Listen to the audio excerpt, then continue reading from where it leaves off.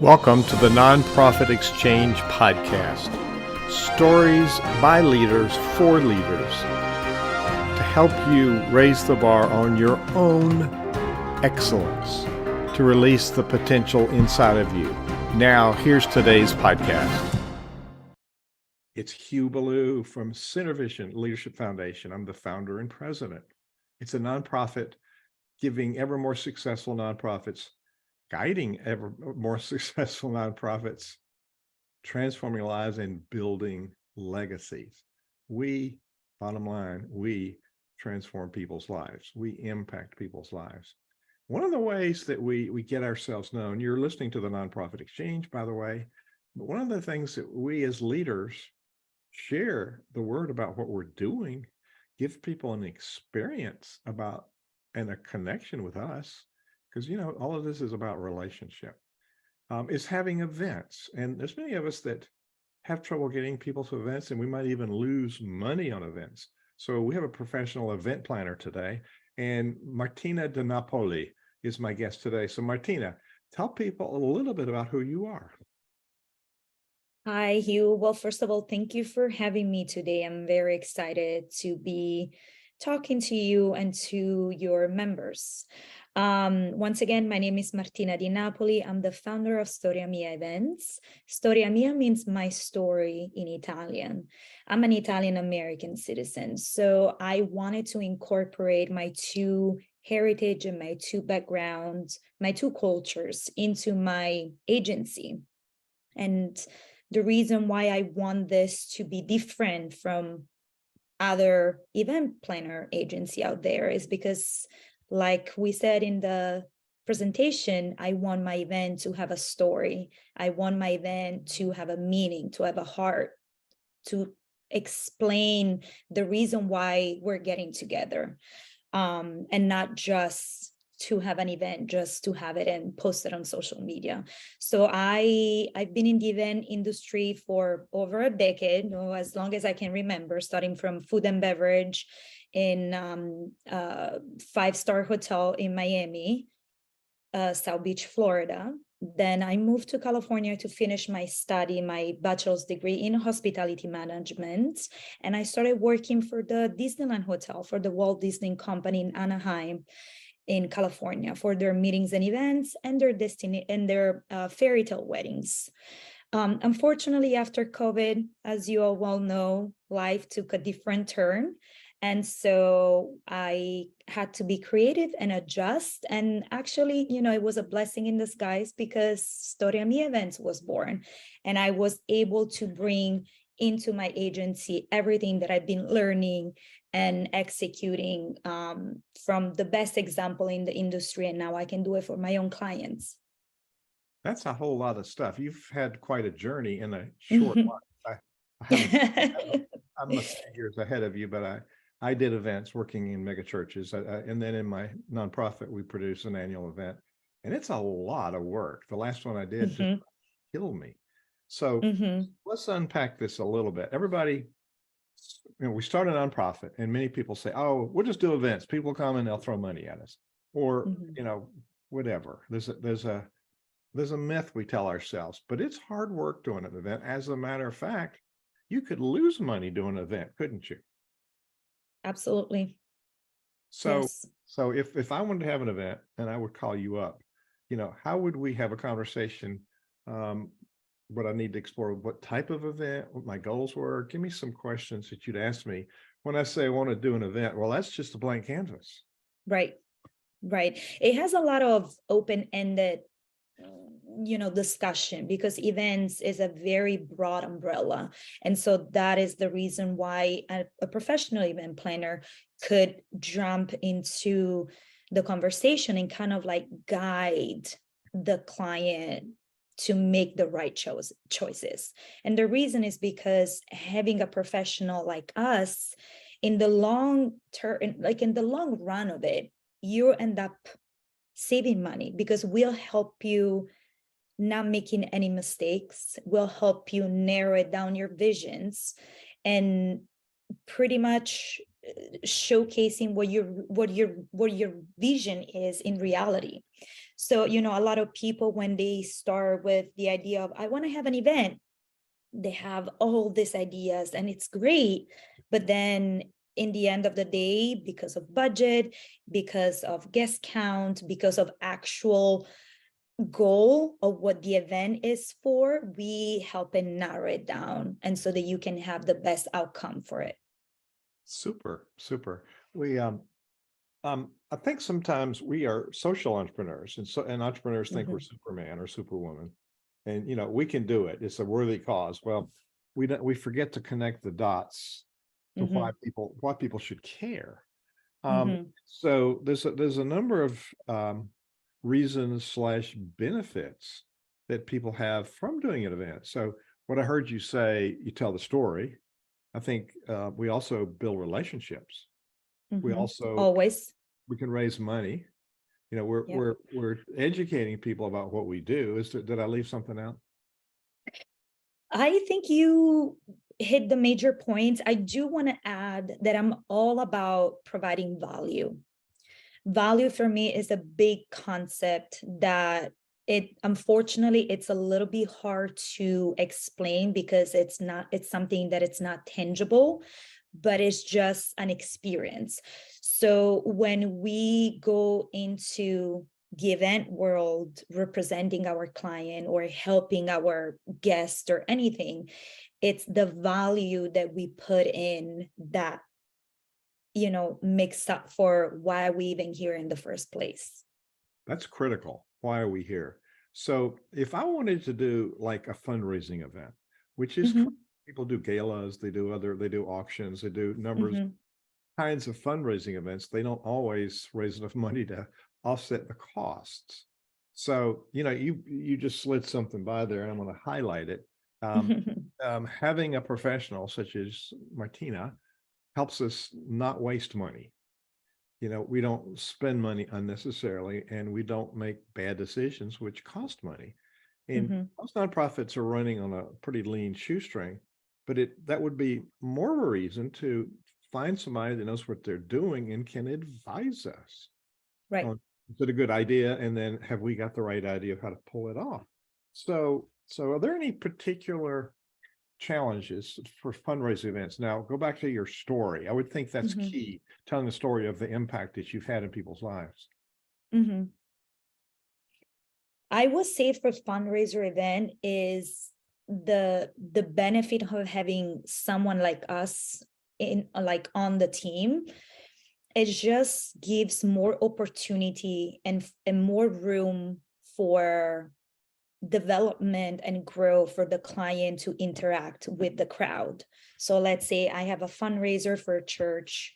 My client is Hugh, and having me and my team behind the scenes running the show, taking care of all the logistics and all the vendors, the setup, the strike, will leave you more room and more opportunity to actually connecting with the guests that you're inviting, so that at the end you can raise more money, or you can create more relationship, or you can connect more with future donors, or anything for marketing and advertising. So anything along that way, it's brought by having kind of like a network system, like a support system behind you, right?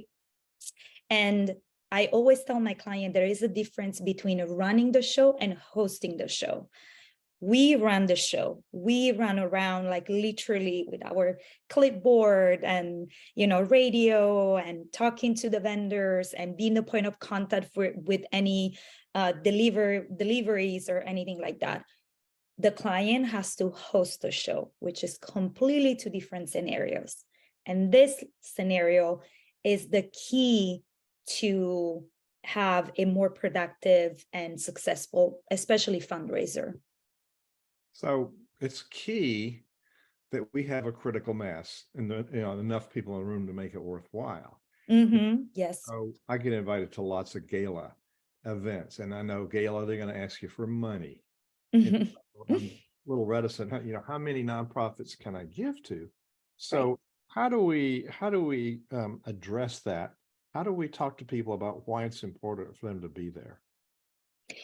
Again, I will say, like, go back to value is the same thing. What kind of value are you actually offering your guests? So, for example, couple of fundraisers that I work with in the past is we provide value for our client, but also the client has to provide value for the people that they're inviting to their gala or to their fundraiser. Because as a person, if I don't see there is something that I connect with, I'm not motivated to go, right? So I will say, really know your audience, really know your crowd, and what are they interested in knowing, learning, getting out of this event. How is this event makes a difference for the people who is attending? So, providing, maybe for some, providing an amazing meal could be a motivator for them to say, I do want to go to that. I want to attend and I want to be part of that cause. Maybe for some other people would be like something educational, kind of like a free session or like a workshop that people will attend and get out of that event with extra knowledge. So it's really specific, I would say, to the market that we're trying to reach and what we can do for them. Because I believe that giving and receiving, it has to work on a flow. So I think that's the secret for hosting a good event. One of the hang-ups, I'm going to just call it what I think it is. Nonprofit leaders don't want to ask for money. I don't like that. Well, it's not for you, Bubba. It's for the cause. The cause, right? So we have to reframe our thinking. I've been to fundraising events, galas, and auctions where they're very well run, and so you stay on your toes because you don't want to miss the next thing. It's exciting. And I've been to events where there's lots of downtime, and people get sour and the energy goes out of the room. Yes. So having someone professional to work with a venue, to work with a food service, to work with the servers, all of that, just to keep it flowing. Most of us don't know how to do that. We just say do it, and that doesn't work. I want to kind of touch on that point because I have a background, again, I'm a hospitality major, but I have a background in food and beverage. So I think, and I argue that point, that for any professional event, it doesn't have to be just planners, like anyone who's in the event industry, I think having a background in food and beverage is crucial, because food and beverage, if you think about it, it's pretty much a very large percentage of your budget goes into food and beverage, because that's how you cater to your guests, right? You offer beverage, refreshments, appetizer, hors, anything that has to kind of like call the audience. And having someone who understands that element is very, very important, because that will help with the run of the entire show. When to service, when to stop service, so that you can give time for a presentation, for example, right? You need a break.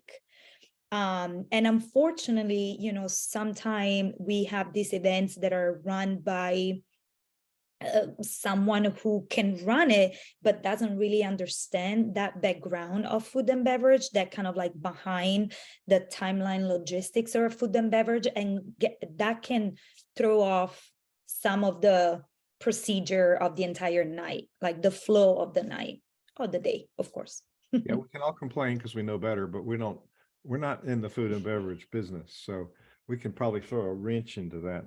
So is there an outside timeline, how long is too long for an event, or does it vary a lot? It varies. I would say anything between the 4 to 5 hours, it's kind of the standard. Wow. Yeah, I've seen 6 hours, which it's a little bit too long, but that's when it's there is some sort of addition to like a party after that. So people tend to stay a little longer. But I will say like 4 hours, it's a good 1 hour as a kind of like walk-in, an introduction, mix and mingle, another good hour of presentation, like an hour and a half for presentation. And then you want to give some time to people just, again, to connect and relax before they slowly start to trickle out. So I would say like minimum it's 4 hours, about that. Is there any correlation between how much wine you serve and how much money you raise? I love that question. I would say yes. Sometimes I've seen in my experience that when there is something such as an open bar or like a special cocktail, like a cute little like cocktail that is named after the event, that it's kind of like tie on with the theme of the event, it inspire more, curiosity, and people get excited and they tend to consume that a little bit more than just like a regular beverage. And that can, increase your final revenue at the end of the day.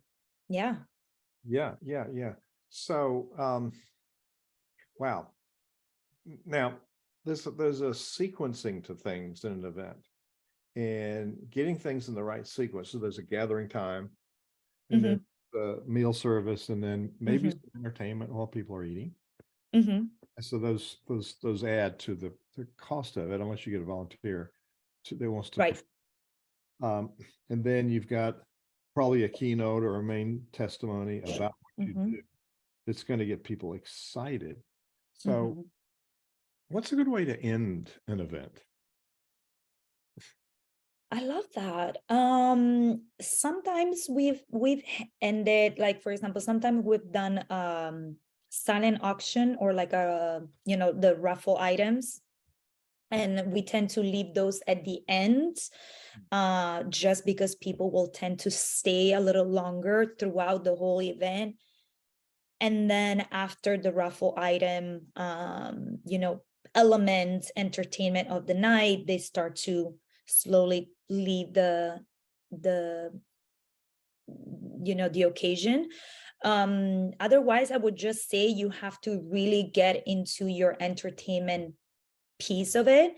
And with the music and the lighting of the room really dictates when there is like a change of energy and like the ambience of the event.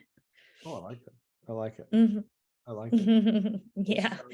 Very subtle, but you can tell there is a difference in, like it's all about flow, and people would know. Well, it's not manipulation. It's honoring the flow of the evening and not wasting people's time and giving them a good time. Right. Yes. So if we say come to an event, that sounds really boring. So how do we name events so people say, oh, I got to check that out? I think people love, and this is my kind of like style and brand, and we all kind of different, but people, in my experience, love something that is very personal. So something that ties in with something that they feel some sort of connection. So not just an event, is again like the story of X, Y, and Z, why we're here. I argue that people love puns. So anything that has to tie in with something smart and funny, that you can tell that there has been some sort of time spent to create the title, that's also very captivating. And I would say something that it's kind of like themed with anything that is current, whether you want to talk about a song or a theater musical or a movie, something that it's current, that keeps people interested in why would they be attending. Yeah. It's people want to say, oh, I'm so busy. Well, everybody's busy, but bottom line is that people want to do, they'll do what they want to do. Yeah. Don't you think? I agree. I agree. And, at that point, I also believe that if people are not so into the cause or even interesting in investing an hour or couple of hours of their day, that's not your market, right? Those are not people that they will stay loyal to the cause and trust the process and support the cause. So those are the analysis that I was talking in the beginning, when you really have to kind of know the people that you will be catered to, so that you're focusing your energy and your budget to the people that they will give you more return at the Yes, end of the day. that's a key point. Who is your audience? And then, you want to, and I want to ask you about some promotion. You want to Mhm, invite people who aren't destitute. They've got some spendable income. mhm. And so, so you want to give them a reason to drop everything else and come.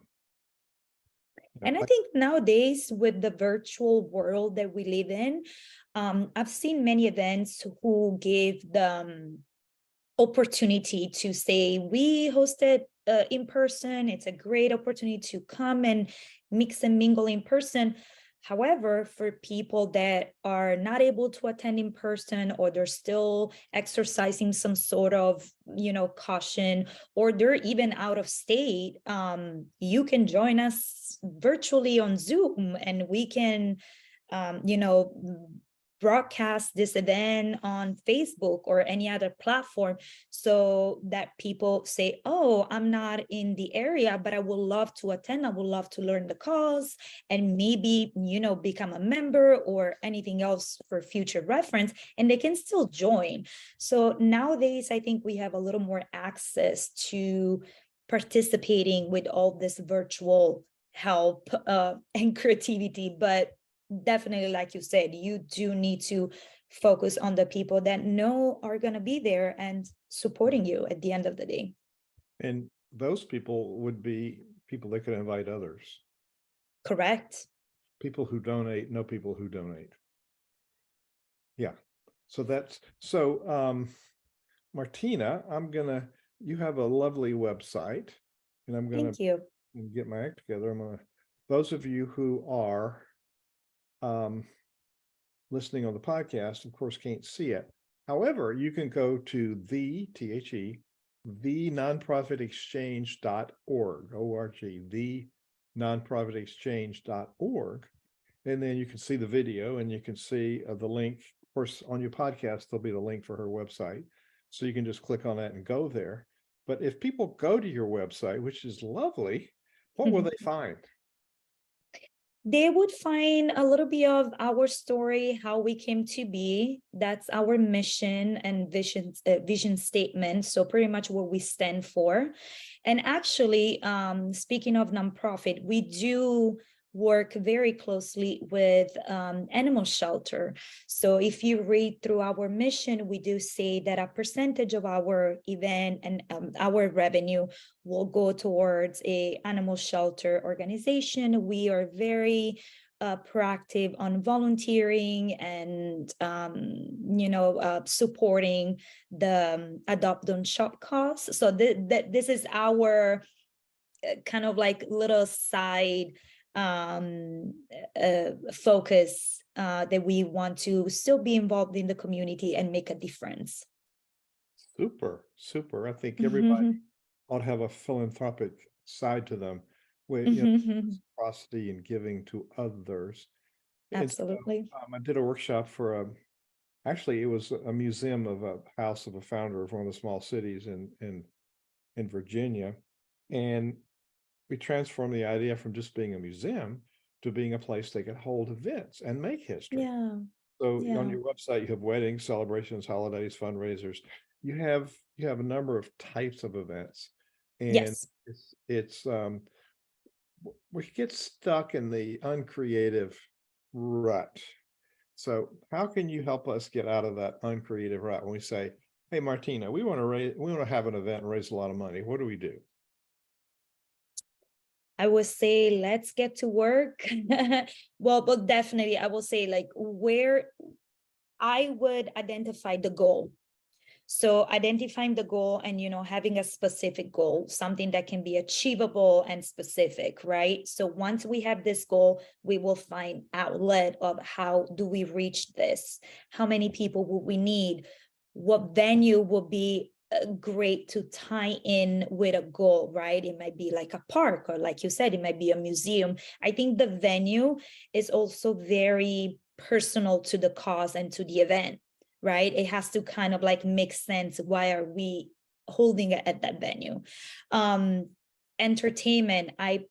Entertainment is such a, again, like a highlight of the night, because people want to have a good time and they want to connect and they want to, for maybe 2 hours, 3 hours of their day, they don't want to think about work or emails. So giving them a value, like a very fun entertainment, I would say that will help with the experience and the feeling of saying we loved that we were at that event and we cannot wait for the next one.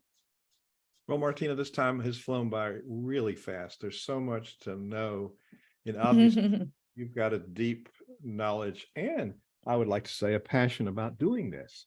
Yes.